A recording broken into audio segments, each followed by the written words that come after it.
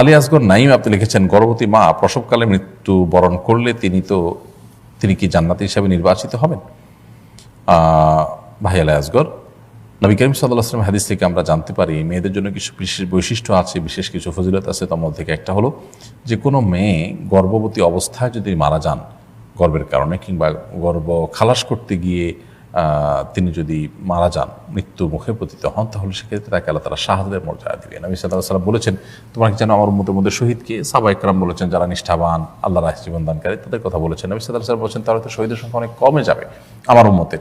তখন তিনি পানিতে ডুবে মরা, আগুনে পুড়ে মরা মানুষগুলোকে সহজে শহীদ হিসেবে গণ্য করেছেন। তন্মধ্যে যে মায়েরা প্রসবকালীন সময় কিংবা আপনার গর্ভধারণকালীন সময়ে মারা গেছেন, তাহলে সেক্ষেত্রে তাদেরকেও আল্লাহ সুবহানাহু ওয়া তাআলা শাহাদাতের মর্যাদা দিবেন বলে বলেছেন। সো এই মৃত্যুটা শাহাদাতের মৃত্যু হিসেবে আমরা সুধারণা করতে পারি। তিনি ইমানদার হয়ে থাকলে জান্নাতে তিনি যেতে পারবেন।